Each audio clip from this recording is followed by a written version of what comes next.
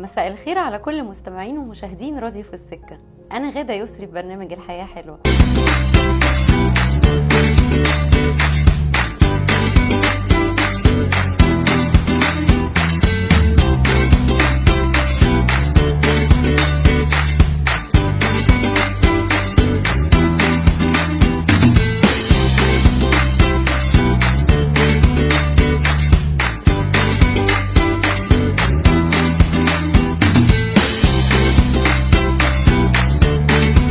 النهاردة حلقتنا هتكون تقيلة وصعبة شوية، بس هو موضوع مهم جدا. النهاردة هنتكلم عن حاجة ممكن تحدد مسار حياة ناس كتير وتتحكم في مسار الشخص وسعادته، ألا وهي الاستقلالية الذاتية. يعني إيه استقلالية ذاتية؟ في رأي علم النفس، الاستقلالية الذاتية هي قدرة الإنسان على اتخاذ قراره بنفسه بدون اللجوء لأي شخص أو أي ظروف، واتخاذ القرار ده يكون سليم ومدروس تماما. يعني تلبية احتياجات الشخص لنفسه بدون تدخل الأهل أو المجتمع أو الدولة أو أي حد تاني. طيب يا ترى هي الاستقلالية الذاتية دي ميزة ولا عيب؟ للأسف في المجتمع المصري بتاعنا بيعتبروا ان ده عيب شوية. يعني يجي يقولوا لك البني آدم ده على فكرة ملوش كبير، البني آدم ده ما بيحتاجش لحد، لكن في الحقيقة هي ميزة وميزة كبيرة كمان. طيب ايه يا ترى الحدود السليمة والمظبوطة للاستقلالية الذاتية؟ لأن أي حاجة في الدنيا لازم يكون ليها حدود وقوانين، حتى الحرية والاستقلالية. يعني مثلا لو أنا عندي ابني طفل صغير وأنا عايزة أعوده أو أعلمه إن هو يعتمد على نفسه ببعض الحاجات أو يتعلم حاجات يعملها لوحده، لازم أديله حاجات على قد قدرته واستيعابه، ما ينفعش أديله حاجة أكتر من قدرته. يعني مثلا يرتب سريره، ينظم لعبه، يوضب شنطة مدرسته، لكن ما اديلوش حاجات أكتر من قدرته واستيعابه. ما أقولوش روح نظف البيت، أو ما أقولوش اعمل الغدا النهاردة. لازم كمان أكون طلباتي منطقية.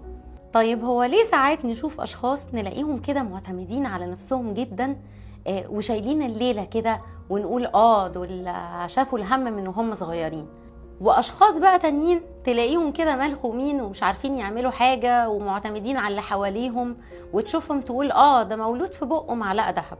ده أساسا له علاقة بالتربية من الأساس. يا إما أهله حملوه فوق طاقته من وهو صغير، يا إما أهله دلعوه بزيادة. للأسف في المجتمع المصري عندنا شوية مفاهيم كده غلط خالص. يعني يا إما يقولوا ده راجل خلوه ينشف، يا إما يقولوا دي بنت وتحت طوع أهلها. وده للأسف بيطلع لنا شخصيات تكوينها مش سوي تماما.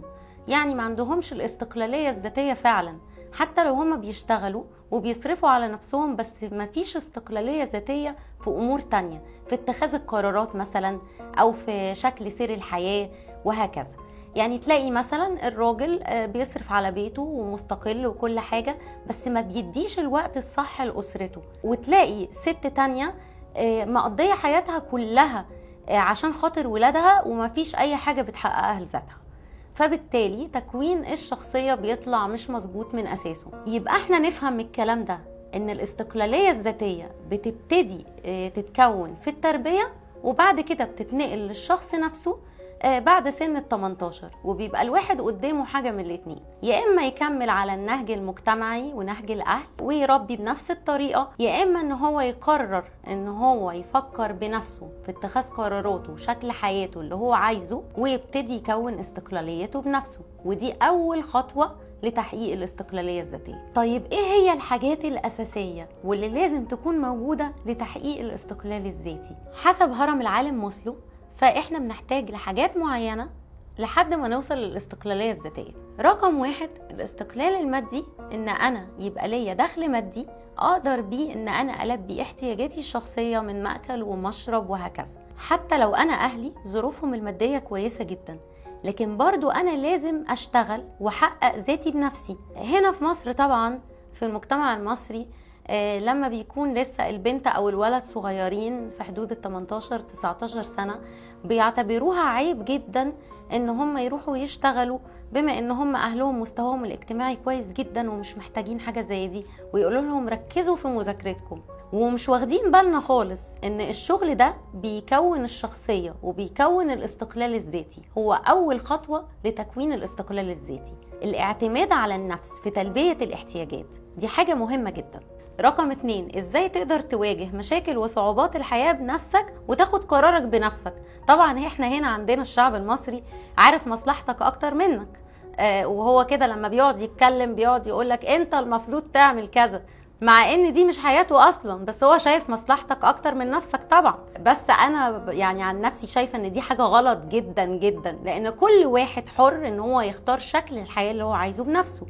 فبالتالي حتى لو انا قررت قرار غلط، انا اكون مسؤولة عن قراراتي حتى وهي غلط واتعلم منها، مش ان حد يختار لي حياتي. رقم 3، لازم واحنا بنحقق الاستقلال الذاتي ده نعرف ان في مجهود كبير بيتعمل. يعني مفيش حاجة بتيجي ببلاش، كل حاجة ليها تمنها يعني، والتمن غالي. يعني طالما الحاجة هتكون حلوة قوي لازم ندفع تمن غالي قوي. فبالتالي خلينا نعمل مسؤولياتنا وحاجتنا من غير ما لا نتأفف ولا نشتكي. رابع حاجة، حب الذات وعدم انتظار التقدير من شخص تاني. يعني انتوا حبوا نفسكم وقدروا نفسكم وثقوا في نفسكم، ما تستنوش الحاجات دي من حد تاني.